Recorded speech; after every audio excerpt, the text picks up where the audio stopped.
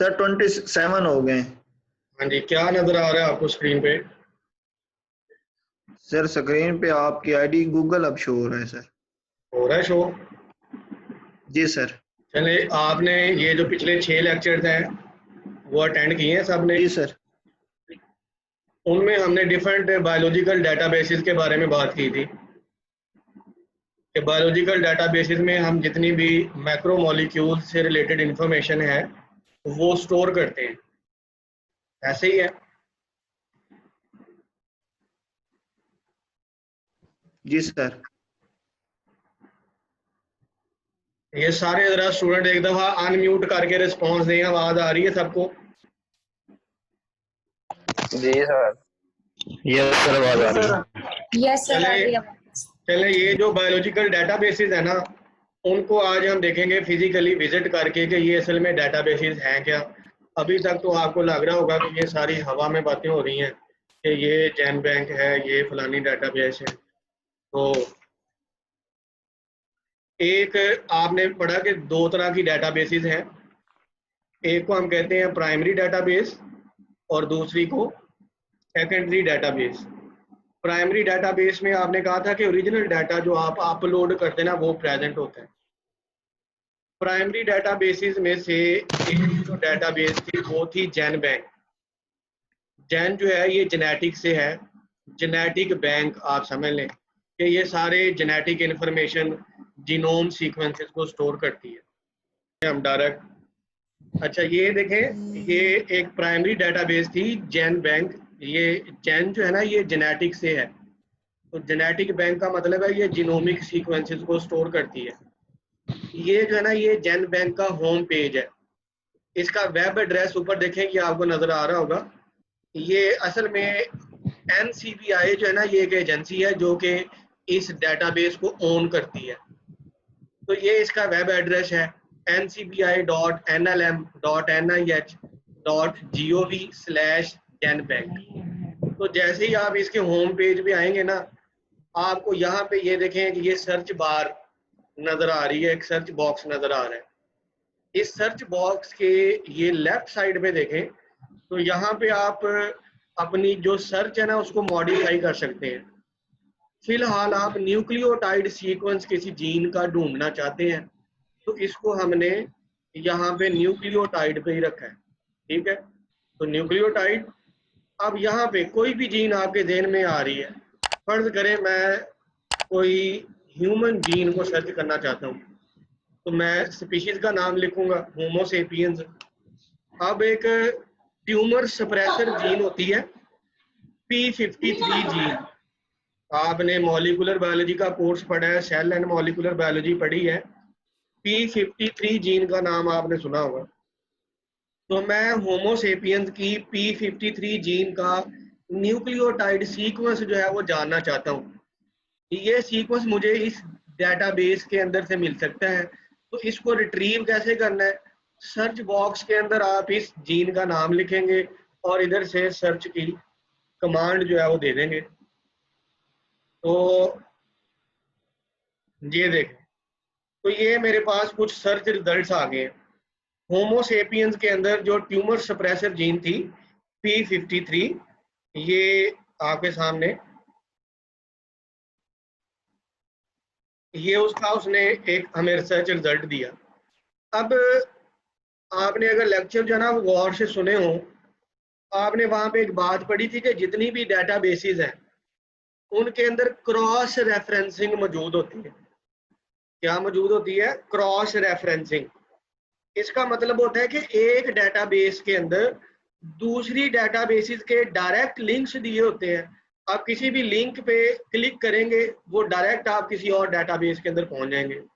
मसलन अब इसके अंदर आपको 4 मुख्तलिफ डेटाबेसेस के लिंक नजर आ रहे हैं। एक है रेफसेक ट्रांसक्रिप्ट, रेफसेक प्रोटीन्स, रेफसेक जीन और पबमेड।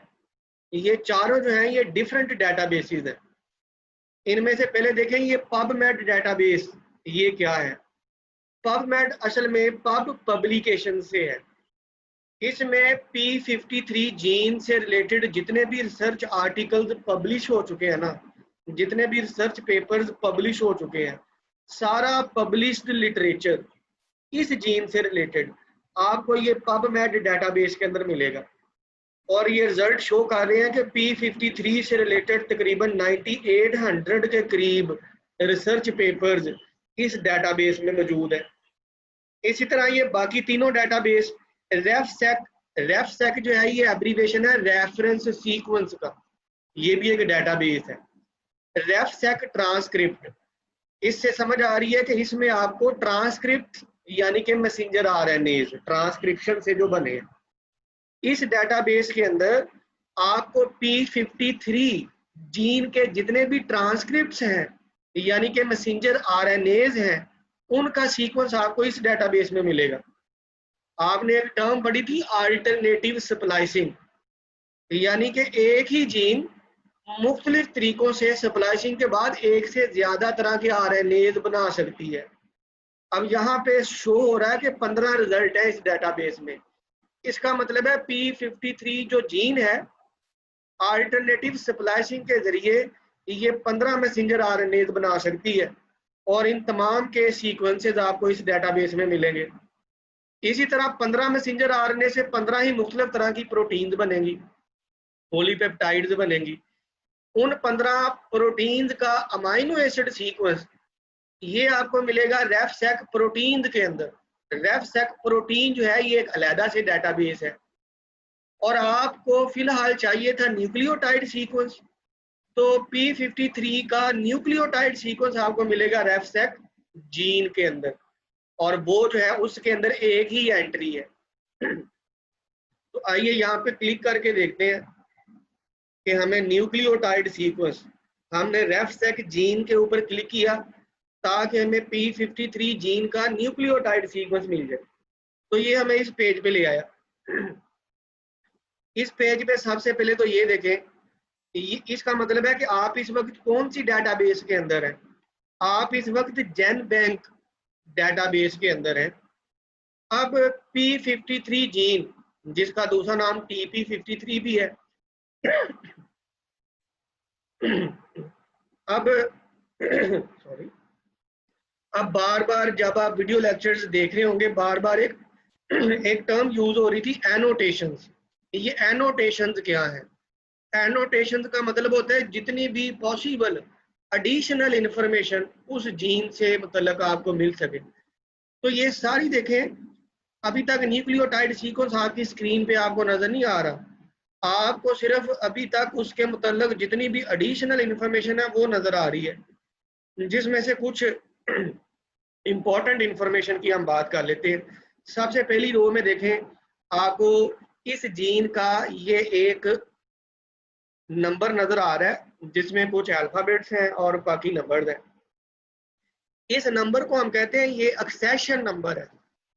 एक्सेस से एक्सेशन नंबर, यानी कि किसी भी डेटाबेस के अंदर आप जाके ये नंबर एंटर करेंगे ना, आप डायरेक्ट P53 जीन का जो जीनोम है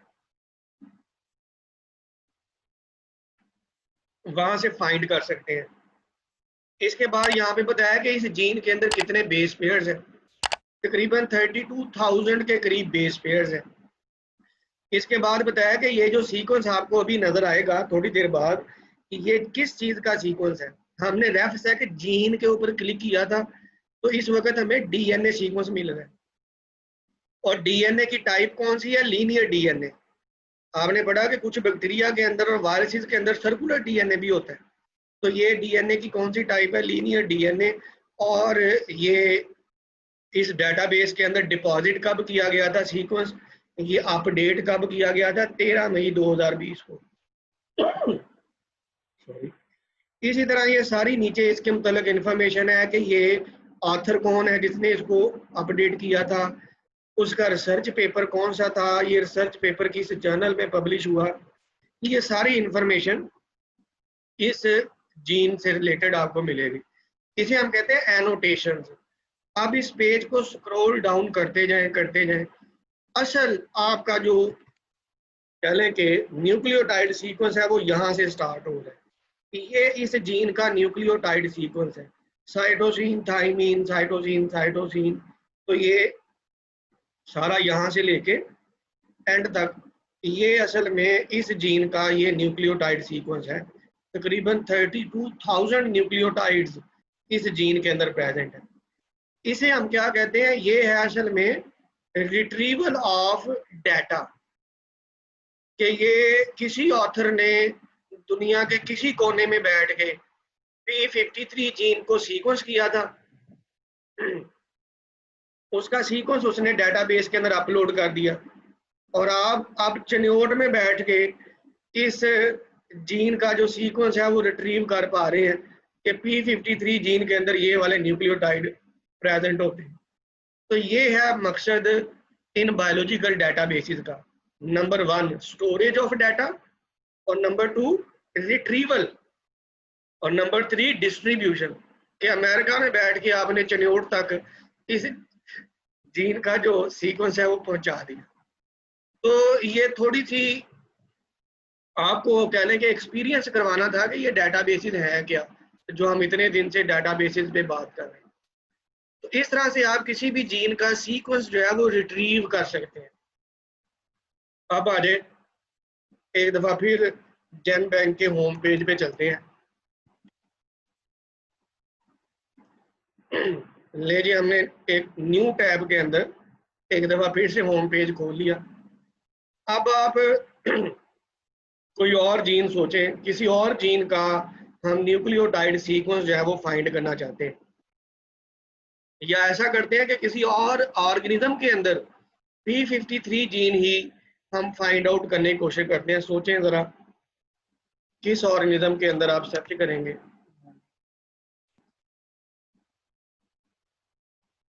किसी भी ऑर्गेनिज्म का नाम आपके जहन में आ रहा हो। ले जी, कैनस ल्यूपस P53। तो ये आपको कैनस ल्यूपस का P53 जीन का सीक्वेंस मिल गया। बिल्कुल उसी तरह ये सारी एनोटेशंस हैं, एक्स्ट्रा इंफॉर्मेशन आपको नजर आ रही है, ऑथर, जर्नल, कब पब्लिश हुआ, और ये आखिर पे आके कैनस ल्यूपस की P53 जीन का न्यूक्लियोटाइड सीक्वेंस आ गया। और इसकी इंफॉर्मेशन देखें, इसके अंदर सिर्फ 1200 के करीब बेस पेयर्स मौजूद है। तो यानी कि आप कहीं पर भी बैठ के किसी भी जीन का जो सीक्वेंस है वो रिट्रीव कर सकते हैं इन डेटाबेसेस के अंदर। अब जो हमारा इंट्रोडक्टरी लेक्चर था बायोइन्फॉर्मेटिक्स का, उसमें एक और टर्म यूज हुई थी कि storage, retrieval and manipulation of data, कि आप इस डाटा को मैनिपुलेट कर सकते हैं। मैनिपुलेट का मतलब आप समझ लें अपनी मर्जी से किसी भी तरह से इसको यूज कर सकते हैं। अब चलते हैं मैनिपुलेशन की एक एग्जांपल सिर्फ। अच्छा, इस एग्जांपल पे जाने से पहले एक और टूल इन डेटाबेसेस के अंदर प्रेजेंट होता है। आप फर्ज करें आप जो है वो इन सारी एक्स्ट्रा इंफॉर्मेशन के साथ आप इंटरेस्टेड नहीं है, आपको सिर्फ और सिर्फ न्यूक्लियोटाइड सीक्वेंस के साथ गर्ज है। तो यहाँ पे एक टूल है फास्टा। फास्टा के ऊपर जब आप क्लिक करेंगे तो ये आपको एक नए पेज पर ले आएगा, और इस पेज पे देखिए उसने सारी जो एक्स्ट्रा इंफॉर्मेशन थी जिसमें आप इंटरेस्टेड नहीं थे वो सारी उसने स्किप करके डायरेक्ट आपको एक फ्लैट टेक्स्ट फॉर्मेट के अंदर न्यूक्लियोटाइड सीक्वेंस दे दी। तो ये भी याद रखें कि जो फास्टा है ये एक ऐसी डेटाबेस है जिसमें आपको बगैर एनोटेशंस के आपको direct nucleotide sequence flat form में मिल जाएगा। अच्छा, फर्ज करें अब आप इस सीक्वेंस को सेव करना चाहते हैं आइंदा अपनी रिसर्च में यूज करने के लिए, तो इसी डेटाबेस के अंदर एक और टूल आपको मिलेगा यहाँ पे, सेंड टू। आप सेंड टू पे क्लिक करें, यहाँ पे फाइल पे क्लिक कर दें। जैसे ही आप फाइल को सिलेक्ट करेंगे इधर से आप क्रिएट फाइल कर दें। आपने जैसे ही क्रिएट फाइल किया इसने ऑटोमेटिकली ये सीक्वेंस आपकी डेटाबेस में से निकाल के ये क्या करेगा, एक नोटपैड की फाइल के अंदर सेव कर देगा। अब मेरा ख्याल है नोटपैड वाली फाइल आपके साथ मैं शेयर नहीं की, वो आपको नजर नहीं आ रही होगी। तो बहरहाल यहाँ से आप इस सीक्वेंस को एक्सपोर्ट भी कर सकते हैं। तो ये है retrieval of data. Retrieval of data का मतलब था ये। अब फर्ज करें आप किसी प्रोटीन का डाटा जो है, कोई प्रोटीन सीक्वेंस जो है वो रिट्रीव करना चाहते हैं। तो प्रोटीन सीक्वेंसेस में आपने एक डाटाबेस पढ़ी थी यूनिप्रोट। चलें यूनिप्रोट को सर्च कर लेते हैं। यूनिप्रोट के होम पेज पे चलते हैं। यूनिप्रोट प्रोट से पता चल रहा है कि ये एक प्रोटीन डाटाबेस है। अब इसमें भी देखें वैसे ही एक होम पेज आपके सामने आ गया, जिसमें यहाँ पे एक सर्च बार है, यहाँ पे आप किसी भी प्रोटीन का जो अमाइनो एसिड सीक्वेंस है वो सर्च कर सकते हैं। यहाँ से आप सिलेक्ट कर लेंगे कि आप कौन सी डाटाबेस को सर्च करना चाहते हैं। आप यूनिप्रोट को सर्च करना चाहते हैं, मैंने यूनिप्रोट यहाँ पे सिलेक्ट कर लिया, क्योंकि यूनिप्रोट के अंदर आपको प्रोटीन से रिलेटेड इंफॉर्मेशन मिलेगी। अब आप कोई सी भी जीन फर्ज करें, आप होमोसेपियंस में P53 जीन का ही amino acid sequence find out करना चाहते हैं। ये देखें डिफरेंट रिजल्ट आपके सामने आ गए। ये P53 ह्यूमन की है, पहला रिजल्ट ही। इसके एंट्री पे जो एक्सेशन नंबर है इस पे क्लिक कर दें। ले जी, इस डाटाबेस ने आपको ह्यूमन की P53 gene, sorry P53 protein, ये प्रोटीन डाटाबेस है। पहले ये जो थी ये जीनोमिक डाटाबेस थी, जेनबैंक, इसमें आपको न्यूक्लियोटाइड सीक्वेंस मिला था। अब ये प्रोटीन डाटाबेस है, इसमें आपको P53 प्रोटीन के मतलब सारी इंफॉर्मेशन मिलेगी। देखें सारा प्रोटीन का पहले आपको फंक्शन, ये है एनोटेशंस कि सिर्फ अमाइनो एसिड सीक्वेंस नहीं बल्कि उससे रिलेटेड जितनी भी पॉसिबल इंफॉर्मेशन है वो भी आपको मिल रही है। Act as a tumour suppressor in many types of tissues, ये आप पढ़ेंगे इसको, ये सारा उसका फंक्शन बताया गया है। ये को फैक्टर कौन सा यूज करती है, जिंक को फैक्टर यूज करती है, यानी कि सारी इंफॉर्मेशन। अब यहाँ पे लेफ्ट साइड पे एक मेन्यू आपको नजर आ रहा है, आप डायरेक्ट इसके स्ट्रक्चर पे जाना चाह रहे हैं। अब ये देखें ये प्रोटीन का स्ट्रक्चर आपके सामने आ गया, ये सारे उसके कोऑर्डिनेट्स बताए गए हैं एटम्स के। अच्छा, वहां पे अगर आपने वो लेक्चर गौर से सुना है, बात हुई थी कि इन प्रोटीन डाटाबेसेस के अंदर एक टूल होता है कि आप प्रोटीन के 3 डायमेंशनल स्ट्रक्चर को रोटेट करके जिस मर्जी एंगल से देख सकते हैं। तो ये आपके सामने आपको P53 जीन का एक 3 डायमेंशनल स्ट्रक्चर नजर आ रहा है।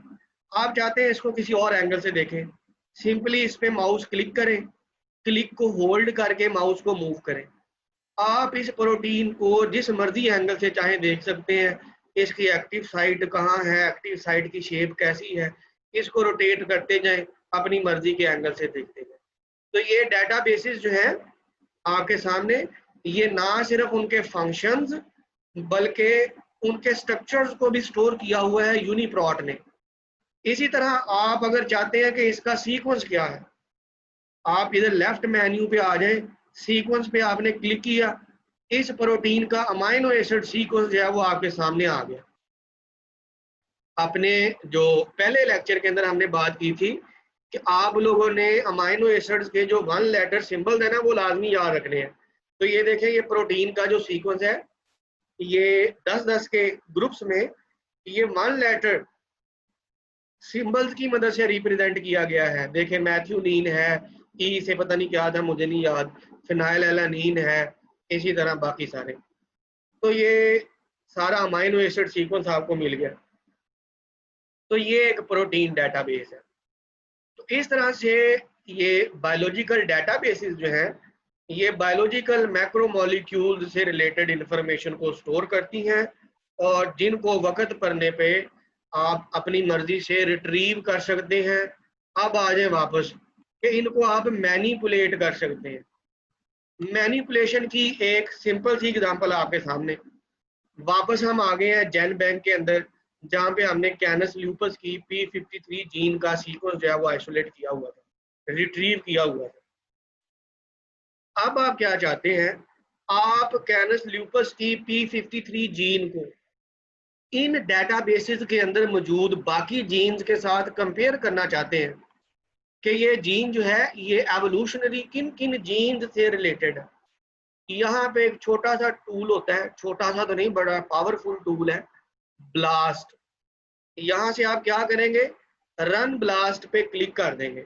एनालाइज सीक्वेंस के और भी कई सारे ऑप्शन हैं, फिलहाल आज हम सिर्फ ब्लास्ट की बात करेंगे और ये सेशन एंड करेंगे। रन ब्लास्ट, जैसे ही आपने रन ब्लास्ट पे क्लिक किया, ये देखिए ब्लास्ट का पेज आ गया। इसने क्या किया, उस डेटाबेस में से जो आपका सीक्वेंस था कैनस ल्यूपस की जो P53 जीन थी, उसका एक्सेशन नंबर, ये बड़ा इंपॉर्टेंट नंबर होता है, ये याद रखें। हर जीन का डेटाबेस के अंदर एक एंट्री नंबर होता है जिसे एक्सेशन नंबर कहते हैं। बिल्कुल ऐसे ही जैसे आपकी लाइब्रेरी के अंदर हर बुक जो है उसको लाइब्रेरियन एक नंबर अलॉट करता है। इसने कैनस ल्यूपस की P53 जीन का एक्सेशन नंबर वहां से उठा लिया। अब आप इसका ब्लास्ट रन करना चाहते हैं। आप कह रहे हैं कि आप जितनी भी न्यूक्लियोटाइड डेटाबेसेस है ना, उनके अंदर मौजूद जीन्स के साथ मेरी इस जीन को कंपेयर करो और इसके जो रिजल्ट्स है ना वो देखें आपके सामने कैसे शो। यहाँ पे रन ब्लास्ट पे मैंने क्लिक कर दिया। ये थोड़ा सा यहाँ पे टाइम लेगा, वेट कर लेते हैं।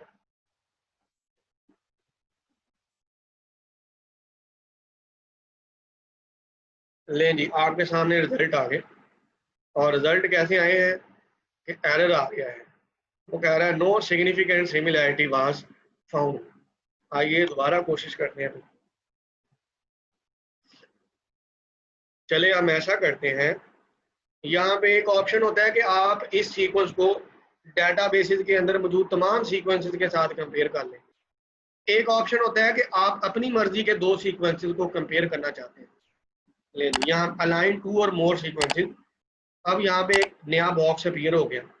आप चाहते हैं कि कैनस ल्यूपस की P53 जीन और होमोसेपियंस की P53 जीन, इनको मैं कंपेयर करूं। कैनस ल्यूपस का एक्सेशन नंबर उसने ऑलरेडी उठाया हुआ है, ये देखें कहाँ से उठाया, DBJ यानी कि DDBJ से उठाया उसने। ह्यूमन का एक्सेशन नंबर यहाँ से मैंने कॉपी करके इधर पेस्ट कर दिया। अब ये क्या करेगा, इन दोनों सीक्वेंसेस को कंपेयर करेगा। तो दिस सिमिलैरिटीज के लिए मैं सर्च कर लेता हूँ। लें जी, फिर थोड़ा टाइम लेगा।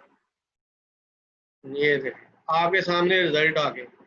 इसने कंपेयर किया दो जीन्स को। कहाँ, कौन कौन सी जीन, ये एक्सेशन नंबर है कैनस ल्यूपस की P53 जीन और इसको कंपेयर किया होमोसेपियंस की P53 जीन के साथ। और दोनों के अंदर देखें परसेंटेज आइडेंटिटी कितनी आई है। इन दोनों जीन्स के अंदर 83% जो है वो आइडेंटिटी है, यानी कि आपकी P53 जीन जो है वो कैनस ल्यूपस की P53 जीन के साथ 83% जो है वो सिमिलैरिटी रखती है। अब यहाँ पे अलाइनमेंट पे आ जाए तो ये आप देखेंगे, अलाइनमेंट में हम अलहदा से वीडियो लेक्चर्स करेंगे, अलाइनमेंट को इन डिटेल हमने पढ़ना है। फिलहाल देखें ये क्या किया इसने। क्यूरी के अंदर था आपका कैनस ल्यूपस का सीक्वेंस, सब्जेक्ट के अंदर था होमोसेपियंस का सीक्वेंस। इसने दोनों जीन्स को एक एक न्यूक्लियोटाइड करके मिलाने की कोशिश की है। जहां जहां पे ये मैच कर रहे हैं वहां पे इनको एक छोटी सी लाइन के साथ उसने जोड़ दिया। जहां पे देखें डिफरेंट था सीक्वेंस, यहाँ पे ये लाइन मिसिंग है। अगर कैनस ल्यूपस के अंदर साइटोसिन है तो ह्यूमन के अंदर गवानीन है, तो यहाँ पे अलाइनमेंट नहीं हुई, इसको उसने नहीं जोड़ा। आगे से फिर सारा सीक्वेंस अलाइन कर रहा है, फिर एक न्यूक्लियोटाइड पेयर अलाइन नहीं हुआ। इस तरह से करके उसने सारे न्यूक्लियोटाइड्स को अलाइन करके देखा और 83% न्यूक्लियोटाइड्स जो हैं वो क्या कर रहे हैं, अलाइन कर रहे हैं। तो ये है मैनिपुलेशन की एक एग्जांपल कि आप इन डेटाबेसेस में से सीक्वेंसेस को रिट्रीव करने के बाद अपनी मर्जी से कोई भी किसी तरह का एनालिसिस परफॉर्म कर सकते हैं, इनको मैनिपुलेट कर सकते हैं। ये छोटा सा डेमो था इसमें डेटाबेसेस में से डाटा को रिट्रीव करने और मैनिपुलेट करने से रिलेटेड। उम्मीद है कुछ ना कुछ आपको समझ आई होगी। इस सेशन को हम यहीं पे एंड करेंगे। अब मैं एक्सपेक्ट करूंगा कि आप लोग इसकी प्रैक्टिस करेंगे। जो भी जीन आपके जेन में आती है उस जीन का सीक्वेंस ज़रा यहाँ से रिट्रीव करने की कोशिश करें और इसको दूसरी जीन्स के साथ अलाइन करने की कोशिश करें। कंपेयर करने की कोशिश करें, परसेंटेज आइडेंटिटी फाइंड आउट करने की कोशिश करें। ये असल में आपके प्रैक्टिकल का भी हिस्सा है। प्रैक्टिकल अगर जो कोविड-19 सिचुएशन कुछ बेहतर हुई, अगर आपके फिजिकली प्रैक्टिकल हुए तो आपको मैं वहाँ पे कहूँगा कि ये आपके पास जीन है या ये 2 एक्सेशन नंबर है, दोनों में ब्लास्ट रन करो, ये जीन है, इसका सीक्वेंस मुझे रिट्रीव करके बताओ। इनकी ज़्यादा से ज़्यादा प्रैक्टिस करें और बाकी जो है हम वेट करें अगले वीडियो लेक्चर। जी, अब आप लोग अपने माइक्स जो हैं वो अनम्यूट करके कोई आपके ज़हन में क्वेश्चन है तो पूछ सकते हैं। 2 मिनट हैं आपके पास। मेरी तरफ से ओवर।